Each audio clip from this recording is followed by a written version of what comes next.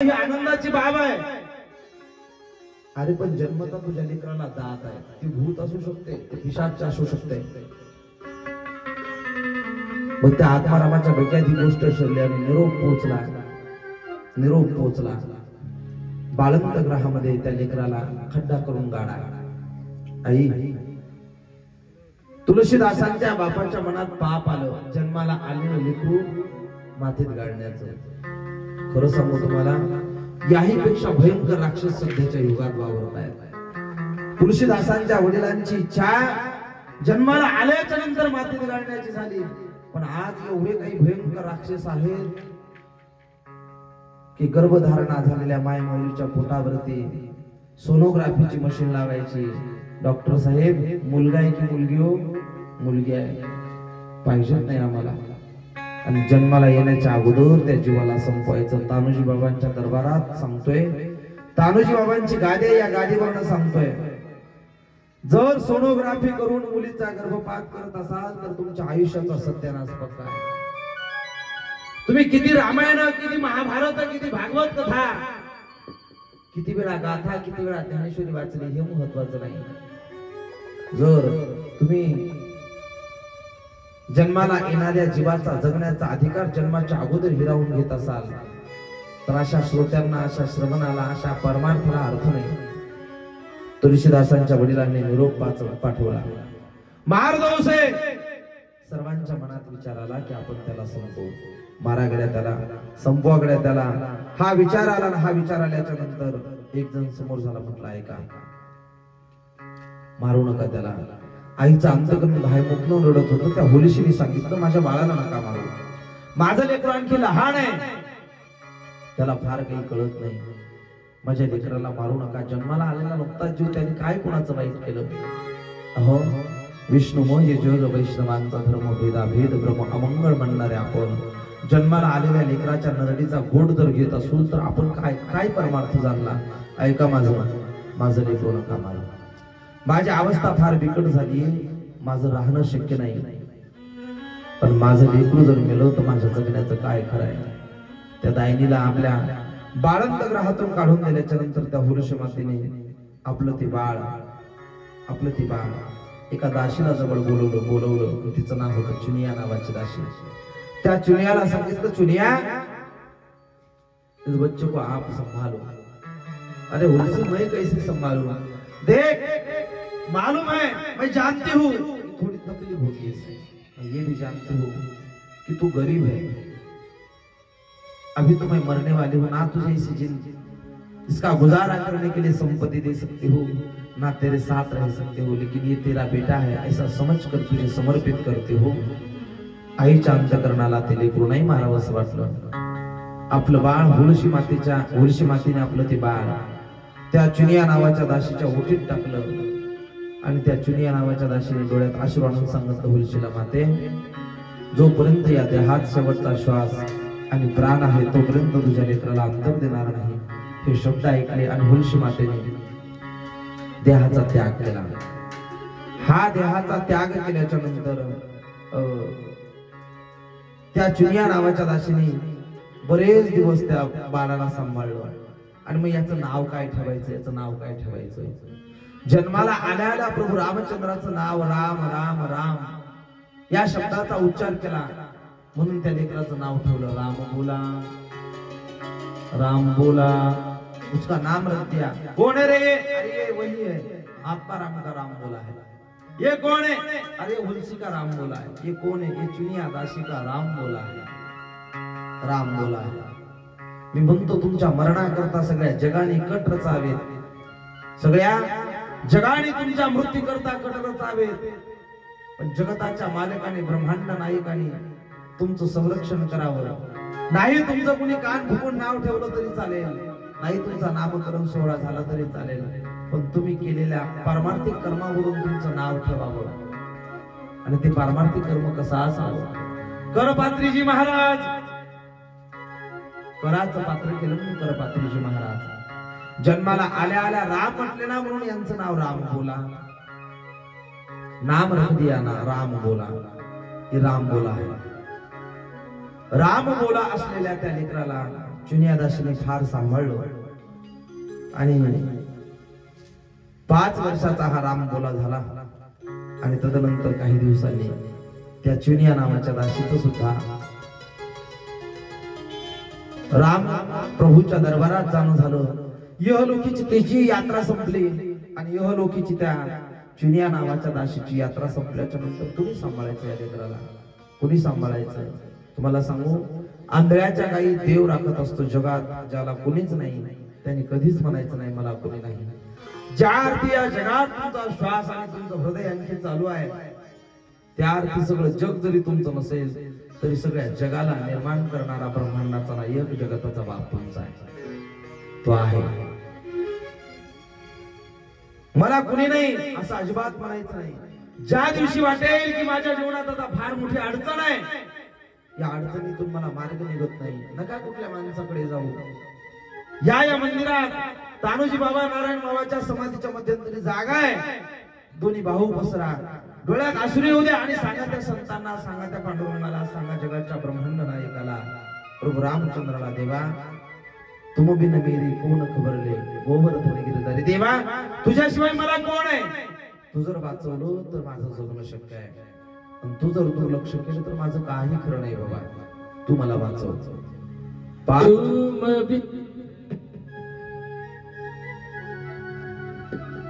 देवा तू मला वाचव. 5 वर्षाचं ते लेकरू चुनिया नावाची दासी वारल्याच्या नंतर एका मंदिरामध्ये वास्तव्याला आहे. एका मंदिरामध्ये वास्तव्याला असताना त्या लेकराच्या खाण्यापिण्याची, जेवणाची कुणी व्यवस्था करायची? माई, तुम्ही ज्यांच्या मुखारविंदातून श्रवण झालेलं राम चरित मानस ऐकताय, त्या तुळशीदासांचं चरित्र एवढं सामान्य नाही. माझ्या तुळशीदासांनी एका मंदिरात वास्तव्य करावं, सगळ्या गावाने म्हणावं राम बोला आहे. जगायचं कसं? मंदिरात वास्तव्य करत असताना तुळशीदासांसारख्या साधूला भगवंताच्या समोरचे नैवेद्य खावी लागले. बराच काळ गेला. भगवान शिवशंकराच्या मंदिरात वास्तव्य करता करता करता करता तुळशीदास जेव्हा मंदिरातल्या नैवेद्यावरती आपला उदरनिर्वाह करतात ना, तेव्हा साक्षात जगदंबा प्रगट होते. एक दिवस नैवेद्य खाताना हात पकडते, सांगते बघा आता आता पिंडीवरची नैवेद्य उचलून खाण्याचा काळ गेलाय तुमचा. या मंदिरात ठेवलेल्या नैवेद्यावरती उदरनिर्वाह करण्याचा काळ संपलाय तुमचा. तुम्हाला आता उपाशी नाही राहू देणार. आणि मग तिथून पुढे साक्षात जगतजननी अमरावती निवासिनी मा जगदंबा मा रुक्मिणी माझ्या 5 वर्षाच्या राम बोला करता रोज भोजन घेऊन यायची अन्नपूर्णा. आसन टाकावं, त्या आसनावरती माझ्या तुळशीदासांनी बसावं. 5 वर्षाच्या राम बोलाने आसनस्थ झाल्याच्या नंतर त्या आईने समोर बसावं आणि समोर बसलेल्या आईने अन्नाचा एक एक घास तुळशीदासांना भरावा. काय अधिकार असेल माझ्या राम बोलाचा? काय अधिकार असेल तुळशीदासांचा? ज्यांना भूक लागल्याच्या नंतर जगत जननी अंबिका स्वतः आपल्या हाताने त्यांच्या मुखारविंदामध्ये एक एक घास भरवते, एक एक घास भरवते. गावामध्ये शंका कुशंका निर्माण झाल्या की तुळशीदासांना कोण घास चारत असेल, यांचं जेवण कसं होत असेल, कुठून यांचं भोजन येत असेल. आणि एक दिवस एक स्त्री मंदिराच्या गाभाऱ्यात लपून बसली. जगत जननी अंबिका जगदंबा माझ्या राम बोला करता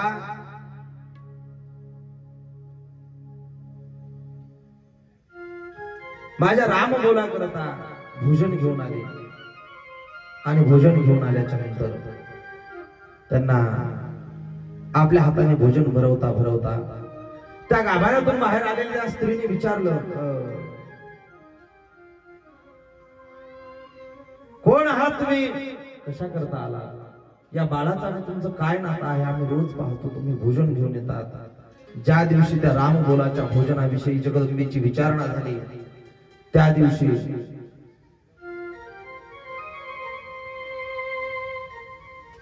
जगदंबेने आता ठरवलं, प्रापंचिक जीवाने जर मला पाहायचा प्रारंभ केला तर सगळे जीव माझ्या भोवताल जन्माला जमा होतील. फार काही विशेष नाही, माझ्याकडे पाहा, माझ्याकडे पाहा, एवढं काही नाही. तुम्ही कथा ऐकाय आल्या का चक्कर आलेली माणसं पाहायला आल्या? अवघडच आहे. त्यांना थोडं मंडपाच्या बाहेर घ्या, हवा लागू द्या त्यांना.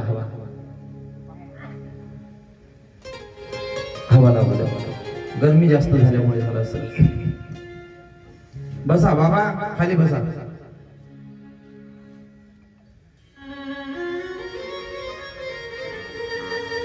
रामकथा चालू होऊन 1 तास झाला. मंडपात येण्याची घाई कोणालाच नाही, पण काही कमी जास्त झाले की आपण जसे काही तुम्ही डॉक्टर आहात. ऐका, त्या प्रापंचिक जीवाने जगदंबेला जगदजननी मातेला हटकलं, सांगितलं आई कोण आहात तुम्ही? एवढं भोजन हे सर्व तुम्ही का आणता तुळशीदासन करताय? आता जर प्रापंचिक जीवाला या सर्व गोष्टींची माहिती झाली तर उद्यापासून इथे गर्दी होऊ शकते, आणि मग या गर्दीच्या भीतीने मा जगदजननी अंबिका दुसऱ्या दिवसपासून अन्नाचा घास घेऊन येणार नाही, माझ्या तुळशीदासांच्या जेवणाची व्यवस्था होणार नाही. हे सर्व शब्द ऐकले आणि जगदंबेने दुसऱ्या दिवसापासून भोजन बंद केलं तुळशीदासांचं. आणि मग सांगितलं त्या राम बोला, उद्यापासून तुझ्या भोजनाची व्यवस्था माझ्याकडे होणार नाही. आता तुझं भजन आणि तुझं भोजन. जे रामानंदांचे शिष्य आहेत, त्या रामानंदांचे पारंपरिक शिष्य आहेत आनंदानंद. या आनंदानंदांनी नरहरी नावाच्या एका साधूला उपदेश केलेला आहे. त्या नरहरी साधूला भेट आणि त्या नरहरी साधूकडून अनुग्रह घेऊन तुझ्या जीवनावरती भजनाची कृपा करून घे. बघ, तू भजनाला पक्का झाला की भोजनाची व्यवस्था जगत करत असतं. हे सगळे शब्द ऐकले आणि नरहरी देवाकडे जाऊन अनुग्रह घेतला तुळशीदासांनी रामबोलाने. त्यांचं नाव रामबोला आहे. रामबोलाच्या अंतःकरणामध्ये प्रभू रामचंद्राच्या भेटीची आर्तता वाढत गेली आणि नरहरी देवांचा उपदेश घेतला. नरहरी देवांचं स्मरण केलं. स्मरण केल्याच्या नंतर स्मरण करावं, सद्गुरूंच्या समोर बसावं, प्रभू रामचंद्रांचं स्मरण करावं, देव भेटण्याची ओढ लागावी. पण ते देव भेटण्याकरता जेवढं भजन होईल तुमच्याकडून तेवढं भजन झालं पाहिजे. आणि ते भजन कसं झालं पाहिजे माहिती आहे? तोंडाने भजन कधी होईल? राम म्हणा म्हटल्याच्या नंतर राम कुणीही म्हणेल जय राम श्रीराम जय जय राम, कहो रे भजन करो रे. ये बोलने के बाद भजन हर कोई करेगा, लेकिन एक बात बताओ आपसे, भजन कुछ दिन ऐसा भजन होना चाहिए कि हम अट्टहास से भजन को चलाए. एक बात बताओ, कुछ दिन जाने के बाद अगर कुछ दिनों के लिए आपने भजन को चलाया तो एक दिन ऐसा भी आता है कि भजन आपको चलाता है. भजन आपको चलाता है आणि भजनाने तुम्हाला चालवावं, भजनाने तुम्हाला सांभाळावं. याकरता भजन कसं झालं पाहिजे माहितीये? सद्गुरूंच्या समोर बसून एक गीतकार गझलकार म्हणतात, भजन जर करता आलं तर ते भजन माणसाच्या तोंडाने होईल यात नवल नाही. अर्जुनाच्या रोमानी रोमानी कृष्ण कृष्ण कृष्ण म्हणावं. ज्याप्रमाणे स्वामी विवेकानंदांचे गुरु जे झाले त्यांच्या रोमा रोमानी काली काली काली काली काली म्हणावं. अगदी आपल्याला जर कधी राम व्हायचा असेल तर मी म्हणतो तुमच्या श्वासाने भजन झालं पाहिजे. श्वासाची माळ चालावी आणि त्या माळेवरती सदैव भजन व्हावं असं एक गझलकार म्हणतात. सासों की माला पे सिमरू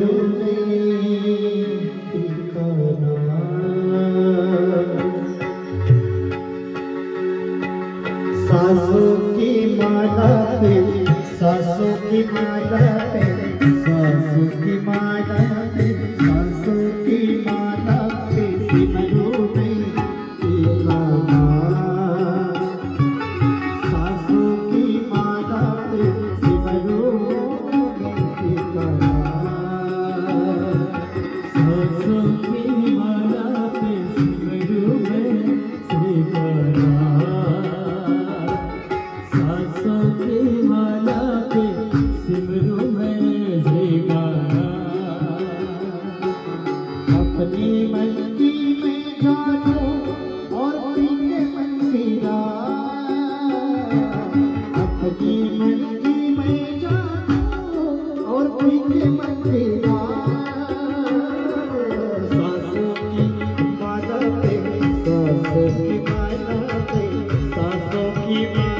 पे सिमरो में ठिकाना, सासों की माला पे सिमरो में ठिकाना,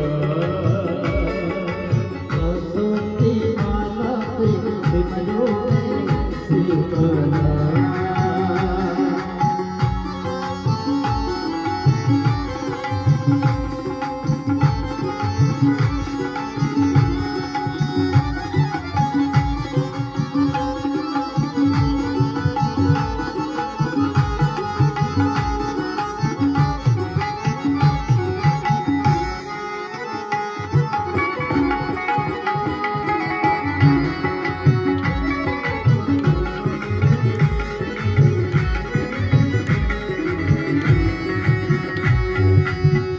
प्रीतम का कुछ दोष नहीं है, प्रीतम का कुछ दोष नहीं है, वो तो है निर्दोष, वो तो है निर्दोष।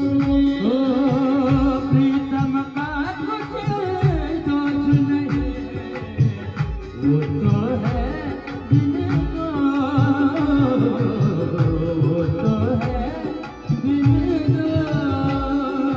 अपने आपस बातें करके हो गई मैं बदनाम, अपने आपस बातें करके हो गई मैं बदनाम। सासों की माला पे, सासों की माला पे सिमरो मैं ठिकाना, सासों की माला पे सिमरो सासों की माला पे सिमरो में ठिकाना, सासों की माला पे सिमरो में ठिकाना।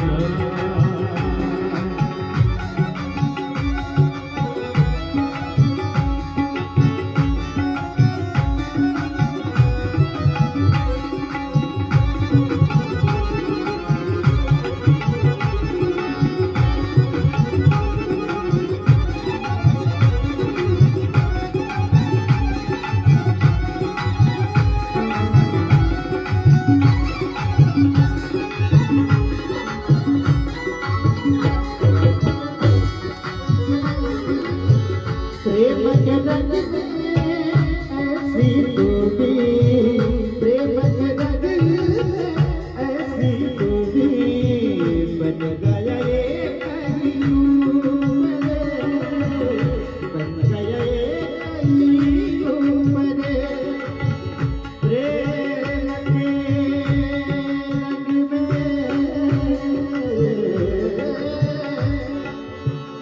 प्रेम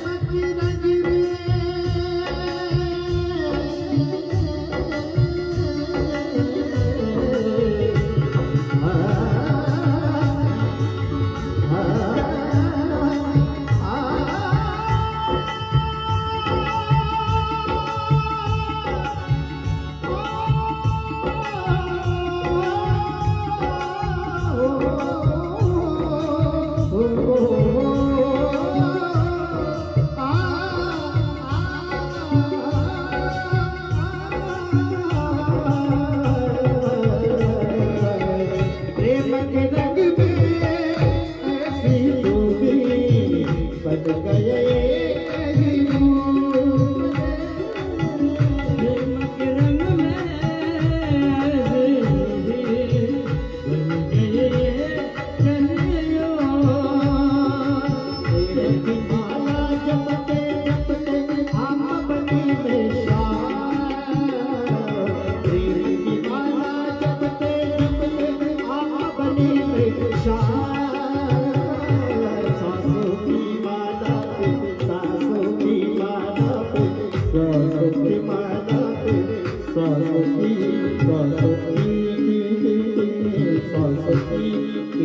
रंग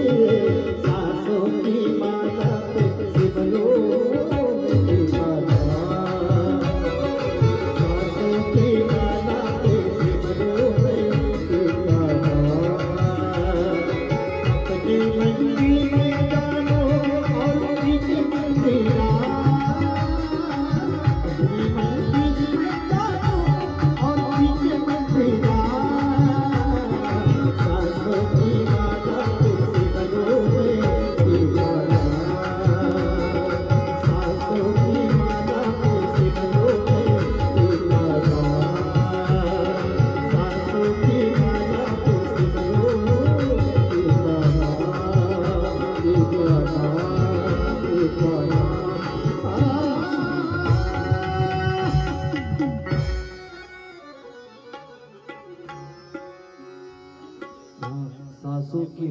पे सुमिरू मैं पी का नाम. भजन करावं मालकाच्या समोर बसून, सद्गुरूंच्या समोर बसून अनुग्रहित व्हावं. परमार्थामध्ये जर माणसाला मोठं व्हायचं असेल तर तो माणूस कुणाचा तरी आध्यात्मिक क्षेत्रामध्ये आश्रित असणं गरजेचं आहे. नाम तो अनुग्रहित असणं गरजेचं आहे.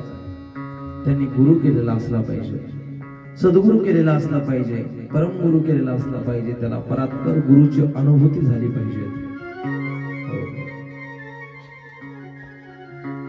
राम मुला नरहरी देवांच्या समोर बसून उपदेश घेतात आणि उपदेश घेतल्याच्या नंतर सासू की माला पे सुमिरू का. नामदेवरायांच्या प्रमाणे नामदेवराय म्हणतात, अनुहात वाजती टाळ अनुक्षीर गीत रसाळ अनुभव तन्मय सकळ नामा मने केशव कृपाळू. अंतकरणाच्या श्वासामध्ये अनुहात नावाचं एक चक्र आहे आपल्या देहामध्ये. अनुहात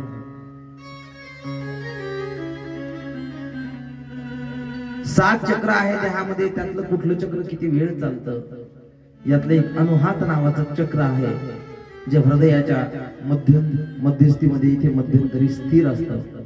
अनुहात वाजती टाळ अनुक्षीर गीत रसाळ. भजनाचा परिणाम असा व्हावा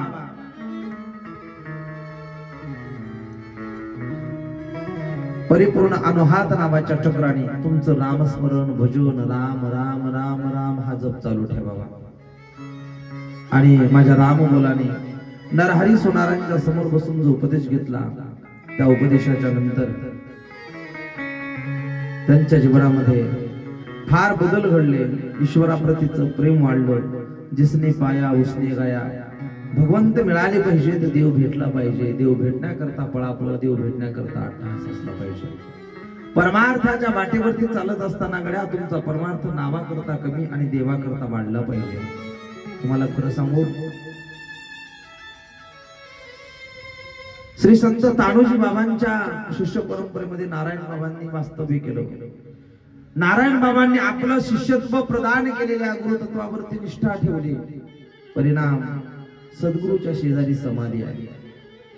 सद्गुरूच्या शब्दावरती सद्गुरूच्या तत्वावरती निष्ठेने प्रेम करून निष्ठावंत समर्पण करणाऱ्या नारायण बाबांची त्यांच्या शेजारी समाधी झाली. तुम्हाला एक सांगू, नावाकरता कमी देवाकरता पळापळ झाली पाहिजे. तानोजी बाबांची सेवा करत करत करत करत शिष्यत्व पत्करलेल्या नारायण बाबांनी भगवंताच्या प्राप्तीकरता अत्यंत अट्टहास केला. परिणाम दोघांच्या समाध्या शेजारी शेजारी. या पलीकडे जाऊन सांगू तुम्हाला, या पलीकडे जाऊन सांगू, आपल्याला जर वाटत असेल की माझ्या जीवनात भगवान श्री रामाची प्राप्ती व्हावी, आपल्याला जर वाटत असेल माझ्या जीवनामध्ये प्रभू रामचंद्राचं आगमन व्हावं, आपल्याला जर वाटत असेल माझ्या जीवनामध्ये मारुतीरायांचं आगमन व्हावं, तर मी म्हणतो एकदा नारायण बाबाच्या समाधीपाशी बसून डोकं टेकवून म्हणावं, बाबा नाही आम्हाला गुरु होता येत, पण शिष्य कसं व्हायचं हे जरी तुमच्याकडून शिकता आलं तरी आमच्यावर तानोजी बाबाची कृपा होईल. एवढं जरी कळालं तरी रामायण कळालं. देवाच्या प्राप्तीकरता अट्टहास करायचा, देव प्राप्त होण्याकरता अंतकरणामध्ये तेवढी ओढ निर्माण व्हावी लागती. पोपट प्रत्येक आंब्याला नाही चिकटत, आंबा पाडाला यावा लागतो तेव्हा पोपट त्याला चोच लावतो. देव प्रत्येकाला नाही भेटत, देव त्यालाच भेटतो ज्याच्या अंतकरणामध्ये आर्तता निर्माण होते. म्हणावं लागतं भेटी लागी जीवा लागलीशी आस, पाही रात्र दिवस वाट तुझी. भेटी लागी जीवा लागली से आस, भेटी लागी जीवा लागली से आस.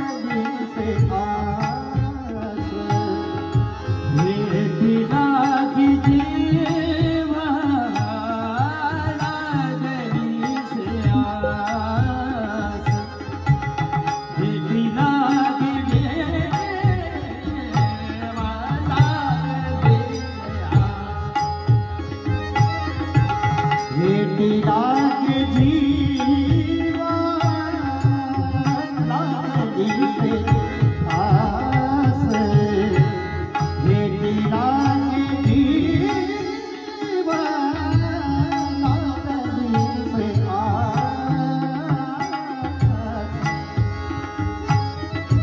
आहे रात्र दिवस आहे रात्र दिवस वाट तुझी आहे रात्र दिवस वाट तुझी भेटी लागी देवा लागली से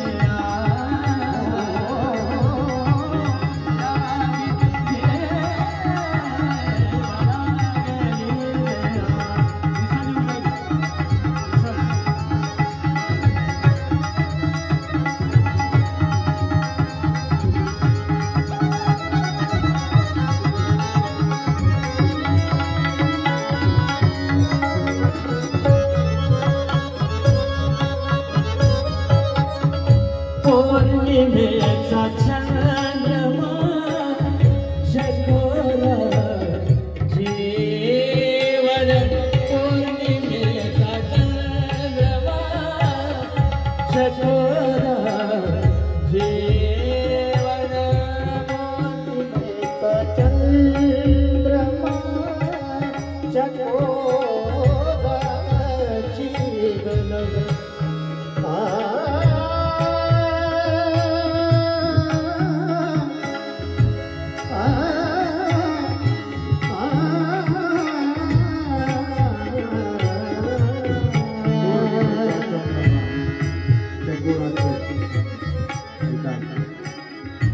कधीतरी मालकाच्या चरणाजवळ बसावं. आपला परमार्थ ज्या वाटेने चाललाय, आपलं रामनामाचं स्मरण ज्याच्या वाटेवरती चाललंय, आपलं भजन ज्या वाटेवरती चाललंय,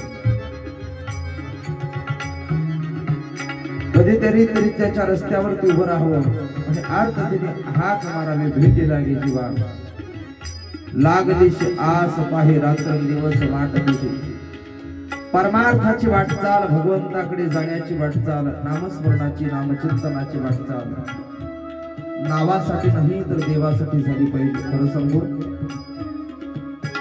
वैभवातला परमार्थ, गाड्या घोड्यातला परमार्थ, मोठ्या मोठ्या आश्रमाच्या गाड्या, मोठे मोठे आश्रम, हजारो लोकांनी मानावं, लोकांनी तळहाताच्या फोडासारखं जपावं, लोकांनी रथात बसून यात्रा करावी, ह्या अपेक्षा संपाव्यात. कधीतरी मालकाच्या चरणापाशी बसून आर्ततेने हाक मारावी की दादासाहेब, हे सगळं जळून राख झालं तरी चालेल, पण जगाचा मालक, ब्रह्मांडाचा नायक एका क्षणाकरता जरी दिसला तरी माझ्या परमार्थाचं सार्थक झालं. ही आर्तता जोपर्यंत अंतःकरणात निर्माण होत नाही, जोपर्यंत भगवंत भेटावा अशी इच्छा अंतःकरणात निर्माण होत नाही, तोपर्यंत परमार्थाचं सार्थक होत नाही. माझे राम बोला, लहानपणीचे तुलसीदास भगवंताच्या नामचिंतना करता, नामस्मरणा करता नरहरी देवाकडे गेले, उपदेश घेतला, अर्थता जाणली. बघता बघता लहानाचे मोठे झाले आणि पौगंड अवस्थेतून तारुण्य अवस्थेत आलेल्या तुलसीदासांना कुणीतरी लग्नाचा उपदेश केला. तुलसीदासांचं लग्नही झालं.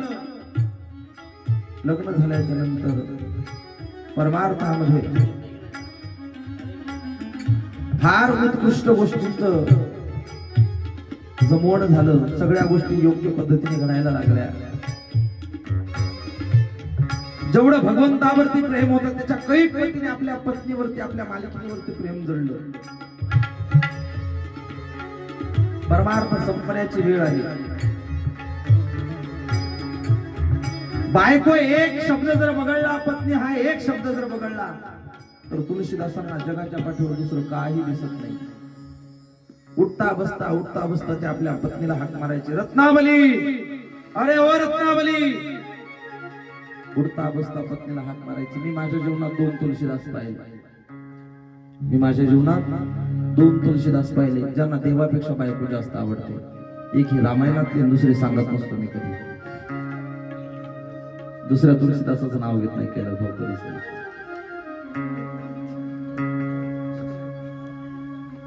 भगवंतापेक्षा आपली मालकीन, आपली पत्नी मिळावी ही अपेक्षा तुलसीदासांची. सगळा प्रपंच अंगावरती पडलेला सगळा सुटला आणि सदैव पत्नीच्या आठवण यायची तुलसीदासांना. लग्न झालं आणि एक दिवस तुलसीदासजी बाहेर गेले. बाहेर गेल्याच्या नंतर भयंकर धो धो धो धो पाऊस पडला प्रवीणदादा. हा पाऊस पडल्याच्या नंतर नदीला पूर आला. गावातून पाणी धो धो व्हायला लागलं. विजांचा कडकडाट, ढगांचा गडगडाट झाला. या वातावरणामध्ये आपले मालक आता घरी येणार नाहीत अशी विचारसरणी मनात निर्माण झाली, अशी विचारणा मनात आली. आणि मग रत्नावलीने आपल्या हातात एक कागद आणि एक पेन घेतला आणि एका कागदावरती लिहिलं, मालक, एवढा पाऊस पडल्यामुळे वातावरण बिघडलेलं आहे. मला माहिती आहे या पावसामध्ये आपण घरी येणार नाहीत. पण जर कदाचित घरी आलाच तर मी माझ्या माहेरी गेली 2 दिवस वाट पाहावी लागेल. घरी आले आणि घरी आल्याच्या नंतर तुलसीदासांनी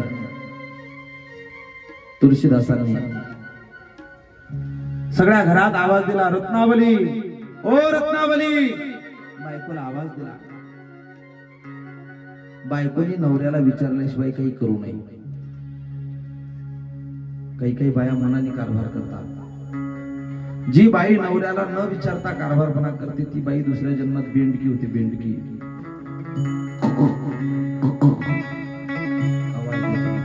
उड्या मारते रस्त्यावर. ज्या बाया नवऱ्याच्या कपड्यातले पैसे चोरतात त्या दुसऱ्या जन्मात पिंपळाच्या झाडाला उलट्या लटकतात. वटवाघूळ, एक वटवाघूळ आमच्या दारासमोर फिरू लागली. काऊ केला तू? त्याशी उमरीच्या कथेत आपल्या रूम मध्ये वटवाघूळ आली, जातच नव्हते, फेऱ्या मारत होती. सगळे झोपले. रात्री ते वटवाघूळ आली. तिला म्हणलं, बाई तू वटवाघूळ कशी झाली? त्यांनी, महाराज गेले जन्मात पिंट्याच्या पप्पाच्या खिशातले पैसे चोरले होते. मला बरोबर आहे महाराज, पैसे चोरले की वटवाघूळ होते. माव ए मा, पैसे नको चोरत जाऊ. दिवसा दिसत नाही आणि उलट लटून लागते पिपियाच्या झाडाले. प्रवीण दादा, आमच्या एका मित्राचं लग्न झालं. बिचारा असा एक दिवस गावातल्या वरांड्यावर रडत बसला. म्हटलं, का रे, फारच चेहरा पडला तुझा, काय झालं? काय विचारता माझ्या जखमीवर मीठ चुरून राहिले महाराज तुम्ही. मला काऊन रे, काय झालं? लग्न झालेल्या माणसाला काय नाही विचार लागते. म्हणजे चेहरा काय खराब झाला. लग्न झालं की आपोआप तोंड पडते ना. खराय काय केलं गो नाही काय? सुधरू देत नाही. काही पोट्टे म्हणतात, महाराज शादी होणे दो, लाईफ बदल दूंगा. अबे टीव्हीचं चॅनल बदलू देत नाही ना. लाईफ बदल दूंगा काही म्हणतात का? मॅचला जमतच नाही. टीव्हीचं चॅनल बदलू देत नाही. ते म्हणते लाईफ बदल दूंगा. लाईफ ते नाही मिळत बस. प्रवीण भाऊ, त्याचा झालता पगार, त्याचे गेले चोरीला पैसे. पैसे चोरीला गेले आणि मग मला किती गेले? ते महाराज 20,000. मला कुणी घरात आलता का? नाही महाराज, तिनेच चोरले. मला मागणं मग महाराज रंगी बेरंगी कपडे घालता म्हणे राजा, गावगाव फिरता, तुम्हाला झटकाच माहित नाही हो. मला मालूम आहे म्हणे पैसे तिनच घेतले, पण म्हणाले नाही जमत राजा, तिने जर म्हटलं ना मी तेव्हा पैसे घेतले. अरे बाप, घरात दसराच करते ती. रावणासारखे 10 तंड एकदाच चालू करते. भडबड भडबड भडबड भडबड. मी काय चोट्टी व्हाय का? मी काय चोऱ्या करायला चाले का? माझ्या बापाने म्हणलं त्यांच्या घरी देऊ नका. आणि त्या निंब्याच्या पाहुण्यानं लय भर घातला होता. आणि त्या निंब्याच्या पाहुण्याने माहित नव्हते का? आणि त्यानं माय लग्न लावून मला आता या उतुड्याच्या जीवासाठी बापाच्या नावासाठी राहायला आलं. तर मला वाटून राहिलं माय कुठे काय पांढरं करावं. जाय ना मग. जात नाही. म्हणलं बाय किती गेले? मी 20,000. म्हणलं तू 40,000. नाही महाराज 20 गेले. मला घरी गेला. फक्त बायकोनं काही म्हटलं की आपण एवढंच म्हणायचं. मला अजिबात करमत नाही. मी 40,000 गेले. ती महाराजाव पण 20च गेले ना. मी तू 40 म्हण. हा प्रयोग करून पाय म्हटलं. उद्या तू 20,000 परत भेटतात. नाही भेटलं तर मी देतो 40. आपले फार्मुले फेल जात नाही. प्रवीण भाऊ घरी आला. बायको म्हणे पिंट्याचे पप्पा 2 घास खाऊन घ्या ना. हाट मला नाही जेवायचं म्हणे. मला नाही जेवा लागत. मला करमून नाही राहिलं. कोण मग 40,000 गेले ना चोरीले. हा 40 म्हणला की बाईचं जरा डोकं फिरलं. 40 पळतच गेले किचन मध्ये. तांदळाचा डबा उघडला मोजले 20च भरले. पुन्हा तांदळात दाबले आणि डबावर ठेवून दिला. मनात विचार आला माय 20च भरून राहिले. हा म्हणते 40 गेले. संध्याकाळी म्हणे पुरी भाजी करू काय. तो म्हणे पुरी नको, भाजी नको, भजे नको, वांग्याची भाजी नको, गपगप शिरा नको, मला काहीच नाही पाहिजे. मग 40,000 गेले. मला करमून नाही राहिले. पळत गेले. पुन्हा किचन मध्ये आतून दरवाजा लावला आणि पुन्हा पैसे मोजले. 20च भरले. डोक्याची गोळी इसरला का काय म्हणे पिंट्याचा बाप. पैसे 20 भरतात हा 40 म्हणून राहिला. संध्याकाळी झोपल्यावर 2 घास खाना म्हणे. तसं झोपू नाही. उपाशी कुठे झोपल्यानं लक्ष्मी नाही राहत घरात. ते म्हणजे तू काही म्हण. नाही लागली झोप म्हणे. अशी म्हणजे कुठे झोप येऊन राहिली म्हणे. 40,000 गेले. माय मॅट झालं का बाई. 40च गेले म्हणते. 20च भरून राहिले ना कालपासून. याला झोपू दिलं. रात्री पुन्हा किचन मध्ये गेली. तांदळाचा डब्बा काढला आणि पुन्हा पैसे मोजले. 20च भरले. सकाळी सकाळी उठलं ते फ्रेश झालं. चहाचा कप घेऊन आले. पिंट्याचे पप्पा म्हणे काय चहा घ्या. हा म्हणे मला चहा प्यायचा नाही. ते म्हणे काऊन नाही प्यायचा. हा म्हणे मला 40,000 गेले. दण कप आपडला तिनं खाली. कालपासून ऐकून राहिली म्हणे तू 40,000 गेले 40,000 गेले. कोण म्हणते 40 गेले म्हणे. 20,000 आहेत ना. हा म्हणजे तुले कसे बाई नॅस ठेवली मी तांदळाच्या डब्यात. ते म्हणजे चोट्टे आणि वापस त्याला मला भेटायला. मारा तुमचा फॉर्म्युला कामाला आला. लग्नाच्या अगोदर सप्त्यात येईल. मंडपात फिरून विना घेईल. पहारा करत मंडपात झोपून. लग्न झाल्यावर नाही जमत. माय बाई मी इतकी राहू काय जमते का. नाही बा नको बाबा. मग नाही जमत. मग ताल नाही जमत. मग झाला ते घरीच. मग निंबा अमरावती बंडेरा जिग्रोसन वर्धा जाते माणूस. पुन्हा वापस येते पाहिजे 1 वाजता. याली म्हणते बायको. ओ बायको जी माणसाले करते सायको तिचं नाव बायको. एवढा साधा कार्यक्रम आहे का. आमच्या बापूचा चेहरा 3 दिवसापासून उजळून नाही राहिला. घराचं बांधकाम चालू आहे ना. तुम्हाला कुठे इटी लावायच्या. तुलसीदासांचा मोह एवढा जडला. बायको बायको बायको बायको बायको बायको. आवाज दिला घरात. रत्नावली. अरे ओ रत्नावली. रत्नावली दिसली नाही आई. रत्नावली न दिसल्याचा परिणाम तुलसीदासांना वाईट वाटलं. आणि मग पलंगावर चिठ्ठी वाचली. मालक मी माझ्या वडिलांकडे जाते. धावत गेली. तुलसीदासांच्या मनात विचार आला सोडून गेली मला मालका. आणि हा पाऊस जर 4 दिवस नाही उघडला तर मी माझ्या पत्नीशिवाय 4 दिवस राहू. माणूस आयुष्यभर भगवंताशिवाय राहतोय. नातेवाईकाशिवाय 2 दिवस राहायचं म्हणलं की जीवावर येतं त्याच्या. ज्याच्या निमित्ताने तुमचा जन्म झाला त्याचा विसर पडत नाही. आणि ज्याने तुम्हाला जन्माला घातलं त्याचा विसर पडला जीवाला. कामामुळे जन्माला आलेला जीव कामाला विसरत नाही. पण रामाने जन्माला घातलं. रामाचा विसर पडला. त्याला विसर पडला. म्हणले नाही माझ्या पत्नीशिवाय राहायचं नाही. पळत गेले नदीच्या तटावरती. तुडुंब भरलेली नदी दुथडी भरली असं पाणी वाहत. पत्नीला भेटायला जायचं. आणि तुलसीदास एका खोडावरती बसले. आणि वाहत्या पाण्यातून त्यांनी नदी पार केली. आणि नदी पार केल्याच्या नंतर पलीकडच्या तटावरती पोहोचले. सासरवाडीत गेले. मध्यरात्रीची वेळ आहे, रिमझिम पाऊस पडतोय आणि या रिमझिम पावसामध्ये आपण जर समोरच्या दरवाजाने जाऊन मध्यरात्री सासऱ्याला उठवलं तर काय म्हणतील, बरं नाही वाटणार. मग मागच्या दरवाजाने गेले ना, आवाज दिला, रत्नावली, अरे हो रत्नावली. आवाज आला आणि खिडकीतून पाहिलं, रत्नावलीच्या खोलीतला दिवा जागा आहे, तो मालवलेला नाहीये. त्या खिडकीपाशी लटकलेली एक दोरी होती, त्या दोरीला पकडलं आणि त्या खिडकीतून आवाज दिला. पत्नीला भेटण्याकरता गेले आणि पत्नीला भेटण्याकरता आल्याच्या नंतर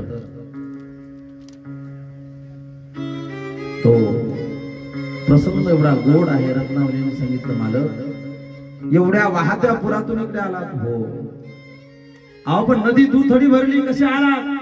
म्हणजे एका भल्या मोठ्या लाकडाच्या आवडण्यावर बसून तुझ्यापर्यंत पोहोचलो. वर कसे आलात? या खिडकीपाशी दोरी लटकती, त्या दोरीला पकडून वर आलो. रत्नावलीने दिवा बाहेर काढला आणि ज्या दोरीला लटकून ते आले का, ती दोरी पाहिली तो अस्सल नाग लटकलेला होता. सापाला धरून तुळशीदास वर चढले होते. सगळे मनके मोडले त्या सापाचे. परत दिवा घेतला, नदीच्या तटावरती नेला. कशावरती बसून आला? त्या लाकडाच्या आवडण्यावरती बसून आलो. ज्या लाकडाच्या आवडण्यावर बसून आई तुळशीदास आतमध्ये आले होते ना, तो लाकडाचा आवडणा नव्हता, मेलेल्या माणसाचा मुडदा होता. डेड बॉडीवर बसून तुळशीदास पत्नीला भेटायला गेले आणि तिथे बसल्या बसल्या मग रत्नावलीनं सांगितलं, मला भेटण्याकरता जेवढा अट्टहास केला, कदाचित एवढा अट्टहास भगवंताला भेटण्याकरता केला असता तर साक्षात प्रभू रामचंद्र तुमच्या समोर उभे राहिले असते. तेवढं एकदा करून पहा. हा उपदेश ऐकला आणि उपदेश ऐकल्याच्या नंतर तुळशीदासांच्या मनावरती परिणाम झाला आणि मग तुळशीदास आता प्रभू रामचंद्राच्या प्राप्ती करता निघतात आणि प्रभू रामचंद्राचं रामायण लिहायला बसतात. पण प्रभू रामचंद्रांचं रामायण लिहित असताना त्यांना राम शब्दावरून पुढे काहीच आठवत नाही. त्याचं काय कारण आहे तर त्यात सुंदर कथा आली. तुळशीदास हे गतजन्मीचे वाल्मिक आहेत, ज्याने प्रभू रामचंद्र जन्माला येण्याच्या अगोदर रामायण केलं होतं. रामायण लिहिलं आणि त्या काळात ज्या ज्या पद्धतीने वाल्मिकांनी रामायण लिहिलं अगदी त्याच पद्धतीने रामप्रभू वागायचे. प्रभू रामचंद्रांची सेवा करण्याचा योग हनुमंतरायांच्या जीवनामध्ये आला. कोण आहेत हनुमंतराय? मनोजवं मारुततुल्य वेगं जितेंद्रियं बुद्धिमतां वरिष्ठं वातात्मजं वानरयूथ मुख्यं श्रीरामदूतं शरणं प्रपद्ये. मनाला जिंकणारे, इंद्रियाचा निग्रह करणारे, वानराचे प्रमुख, वायूप्रमाणे ज्यांचा योग वेग आहे, ह्या सगळ्या गोष्टी श्रेष्ठ आहेत. पण शेवटी जर विचारलं आपली ओळख, आपली आयडेंटिटी काय, म्हणतात रामदूतम शरणं प्रपद्ये, मी माझ्या प्रभू रामचंद्राचा दास आहे. दासत्व निकोट हनुमंते पै केले, म्हणून देखील रामचरण. दासत्व पत्करलेल्या हनुमंताकडे ज्या काळात सेवा आली, कुठली सेवा आली की मा जानकीला शोधण्याची, मा जानकीला शोधण्याची हनुमंताकडे सेवा आली. आणि हनुमंतराय जानकीला शोधून आले. जानकीला शोधून आल्याच्या नंतर समुद्राच्या तटावर बसलेल्या हनुमंतरायाने एक दिवस मनोमन विचार केला की ब्रह्मांड नायकाचं जेवढं कार्य आहे, या कार्यामध्ये माझा खालीचा वाटा पडतोय. भगवंतानी माझी त्याकरता निवड केली. मी भाग्यवान आहे, मी भाग्यवान आहे. आई, माझ्या रामाने त्याच्या कार्यामध्ये मला समर्पित करून घेतलं. माझ्या प्रभूच्या अंतःकरणाचा मोठेपण आहे. म्हणून मारुतीरायाने प्रभू रामचंद्राचं चरित्र लिहायला प्रारंभ केलं. जगातलं 2 नंबरचं रामायण. जगातलं पहिलं रामायण वाल्मिकाचं, जगातलं 2 नंबरचं रामायण मारुतीरायाने लिहिलं. पण मारुतीराय वानर योनीत जन्माला आले होते, त्यांना दौत लेखणी पकडता येत नव्हते. मग ते रामायण कसं लिहायचं तर मारुतीराय बलाढ्य होते आणि त्यांचे नख कणकर होते. मग त्यांनी जेवढं जेवढं रामायण सुचलं, जेवढे जेवढे श्लोक सुचले, ते सर्व रामायण समुद्राच्या तटावर असलेल्या भल्या मोठ्या मोठ्या दगडावरती आपल्या नखाने कोरलं. एवढं सुंदर रामायण कोरलं आणि त्या रामायणाचं नाव होतं हनुमत नाटकम रामायण. जगात अनेक रामायण झाले, त्यापैकी आता 32 रामायण हयात आहेत. 32 रामायण हयात आहेत आणि 32 रामायणापैकी 12 रामायणाला शास्त्र मान्यता आहे. त्यात जगातलं 2 नंबरचं जे रामायण होतं त्या रामायणाचं नाव आहे हनुमत नाटकम रामायण. हनुमत नाटकम. आणि त्या हनुमत नाटकम रामायण प्रभू मारुतीरायांनी समुद्राच्या तटावर दगडावर आपल्या नखाने कोरलं आणि मग येणारा श्रोता त्या रामायणाकडे पाहायचा, त्या दगडावरचं रामायण वाचायचं. कोणाचं काव्य कसं प्रगट होईल हे सांगता येत नाही, अजिबात नाही सांगता येत. काहींच्या कविताचे गट्टे घरात पडलेले आहेत, काही PhD झाले तरी शब्दांची रचना कळत नाही. तिसरी नापास असलेले अण्णाभाऊसाठी रशियाच्या चौकात जाऊन छत्रपती शिवाजी राजांचा पोवाडा गातात आणि त्या कवीचं नाव जगात विख्यात होतं, जगात विख्यात होतं. फार शिकावं लागत नाही, फार प्रोफेशनल कपडे घालावे लागत नाही. माणसाला माणूस बनवण्याकरता अंगावरती साधा पांढऱ्या रंगाचा झबला घालायचा, टक्कल करायचं आणि झुपकेदार विषा ठेवून खंजरीवरती एका बोटाने दिमडीचे बोल वाजवत उभ्या भारताला ग्रामगीतेचा उपदेश करण्याकरता फार तज्ञ व्हावं लागत नाही, साधेपणा असावा लागतो. शिक्षणाची गरज नाही. अंतःकरणातून समर्पण झालं की एखादा अमरावती जिल्ह्यातला साधू तुकडोजी महाराज होतो, भारताला ग्रामगीतेने पुरस्कृत करतो. फक्त साधेपणाचा काळ आहे, फक्त साधेपणाचा काळ आहे, फार काही लागत नाही. वानर एवढी जरी जन्माला आलो असेल, मी वानर जरी असेल तरी सुद्धा मला प्रभू रामचंद्राचं चरित्र लिहिण्याची इच्छा झाली आणि नखाने ते रामायण कोरलं. येणाऱ्या एखाद्या माणसाने प्रभू रामचंद्राचं चरित्र दगडावरती वाचलं की त्याच्या डोळ्यातून गळा गळा गळा गळा अश्रू व्हायचे. आपलं लिखाण भावपूर्ण असावं, फार भरलेलं रामायण आहे. आणि मग ती राम सर्व ती कथा कोणी वाचली की त्यात कथेची चर्चा व्हायची, याची त्याला त्याची त्याला करता करता करता भारतवर्षामध्ये परिपूर्णतः चर्चा झाली. आणि चर्चा झाल्याच्या नंतर त्या काळात वाल्मिकांकडे निरोप पोहोचला, वाल्मिकजी आपण प्रभू रामचंद्राकरता ज्या रामायणाची कथा लिहिली होती ना, त्यापेक्षा कुणीतरी रामप्रभूंचं गोड चरित्र लिहिलंय, फार भावपूर्ण आहे, फार जगविख्यात होणारं चरित्र आहे. म्हणजे कुठे आहे? समुद्राच्या तटावर रामेश्वरम नावाचं तीर्थ आहे ना, तिथे जा तुम्ही. तिथे हनुमत नाटकम नावाचं तीर्थ रामायण आहे. वाल्मिकांना राहवलं नाही आणि वाल्मिकजी तिथे गेले. वाल्मिकजी हात बांधून उभे राहिले आणि समुद्राच्या तटावरती एका एका दगडावर कोरलेला एक एक श्लोक वाचला. आणि तो एक एक श्लोक वाचत असताना कधी भावपूर्ण झाले, कधी त्यांच्या डोळ्यातून अश्रू ओघळायला सुरुवात झाली, ते कळालंच नाही. जेव्हा डोळ्यातले अश्रू गालावरनं टप टप टप टप खाली पायावरती टपकली तेव्हा भान आलं, अरे रामायणाचा प्रथम करता राम ग्रंथ लिहिणारा मी, प्रभू रामचंद्रांचं चरित्र लिहिणारा मी जर या वानराचे श्लोक वाचले तर माझ्या डोळ्यात अश्रू येतात. जगातला पहिला रामायण करता जर या मारुतीचं रामायण वाचून रडत असेल तर नक्की याच्या रामायणात ताकद आहे. मी काय म्हणतो, मारुतीरायाच्या विद्वत्तेत किती ताकद आहे हा नंतरचा विषय आहे. वाल्मिकांनी मारुतीरायांचं रामायण वाचल्यावर डोळ्यात अश्रू यावे, किती किती विद्वत्ता असेल, किती भावपूर्णता असेल, किती प्रेम असेल, किती समर्पण असेल माझ्या मारुतीरायांचं, किती समर्पण असेल माझ्या मालकाचं. ते शब्द ऐकले, स्वतःला सावरलं आणि स्मरण केलं प्रभू रामचंद्राचं. मारुतीला आवाज दिला, मारुती, ओ मारुती. मारुतीराय आले, शरण शरण हनुमंता, तुम्हा आलो रामंता, काय भक्तीच्या त्या वाटा मज दावा व्यासवटा. मारुतीराय जी, या रामेश्वरम नावाच्या तीर्थावरती समुद्र तटावरती आपण जे रामायण लिहिलंय, आपल्या नखाने जे रामायण बोललंय, रामायण फार सुंदर आणि प्रगल्भ रामायण आहे. एक गोष्ट सांगू तुम्हाला, काय नखाने कोरलेलं रामायण ऐकून माझी अवस्था भावुक झाली. माझी अवस्था जर भावुक होत असेल तर सामान्य साधकाचा काय विचार. मग माझी एक इच्छा आहे, काय, मला तुम्हाला काहीतरी मागायचंय. साधूच्या अंतःकरणात तसा द्वेष नसावा, आणि ज्याच्या अंतःकरणात द्वेष असतो त्याला साधू म्हणू नये. अंतःकरणात द्वेष निर्माण झाला. माझ्या रामायण नावाच्या ग्रंथापेक्षा याचं हनुमत नाटकम रामायण जर प्रसिद्ध झालं तर आमच्या रामायणाला कोण मोजेल, ही भावना निर्माण झाली. आणि मारुतीला सांगितलं, मारुती मैं आपसे कुछ मांगना चाहता हूँ. मांगी भगवान, क्या चाहिए? मारुति, अगर हमने आपसे कुछ मांगा तो आप हमें प्रदान करेंगे? मारुतीने सांगितलं, वाल्मीक जी आप तो ऋषिवर हो, मेरे भगवान श्री रामचंद्र का चरित्र लिखने का प्रथम अधिकार आपका था। प्रभु का अवतार होने से पहले आपने जो रामायण लिख कर रखा उसी के अनुसार हमारे प्रभु अपना जीवन जी रहे हैं। आपकी बलवत्तर भक्ति बहुत बड़ी है। अगर आप मांगोगे और हम नहीं आपको प्रदान करेंगे तो हमारी भक्ति में क्या रहा है?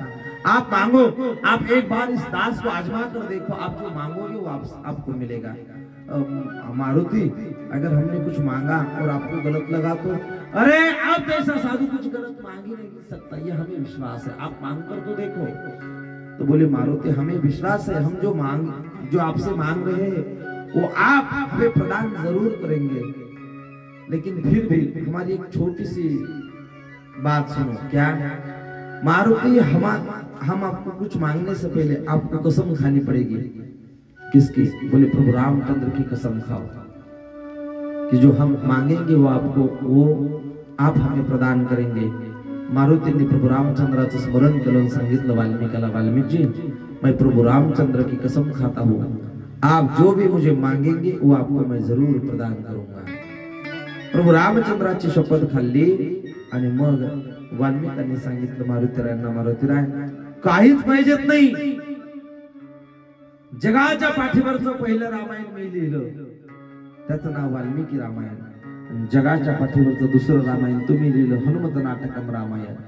माझं रामायण वाचताना माझ्या डोळ्यात अश्रू आले नाही, पण तुम्ही लिहिलेलं रामायण वाचल्यावर माझ्या डोळ्यात अश्रू येत आहेत।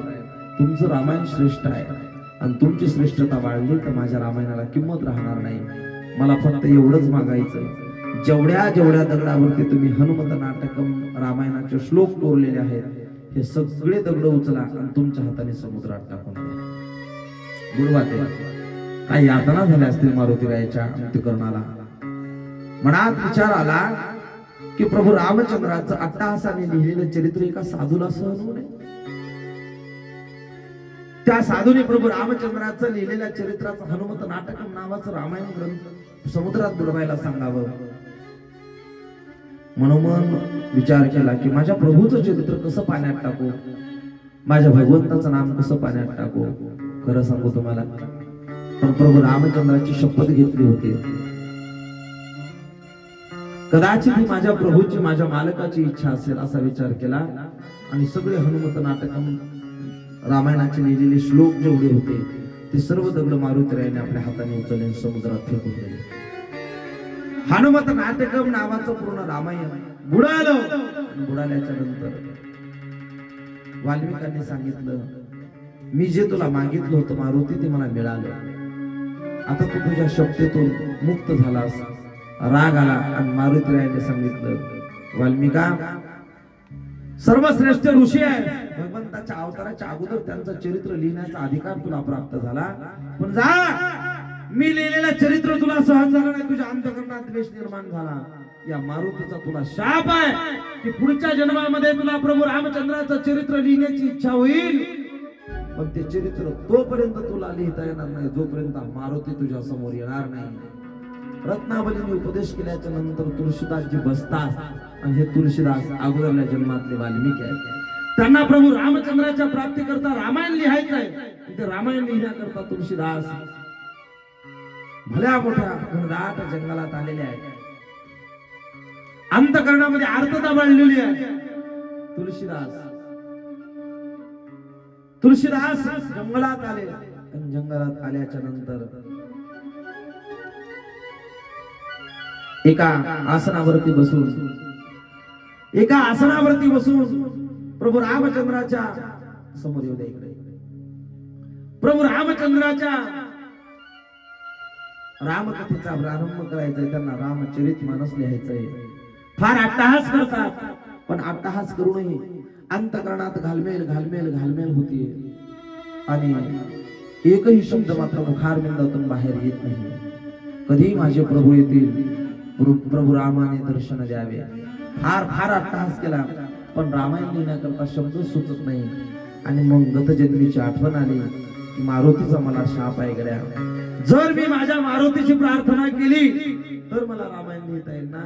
मग त्या मारुतीला आर्ततेने हाक मारतात की मारुतीला फार आर्ततेने मारली होती कैलास पवारांनी. त्या हनुमंताला बोलवता, देवा मेरी पुकार सुन लो हनुमान जी. हनुमान जी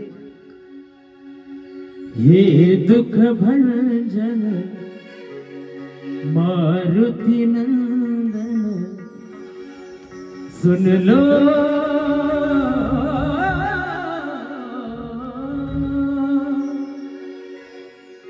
सुन लो मेरी पुकार पवन सुत विनती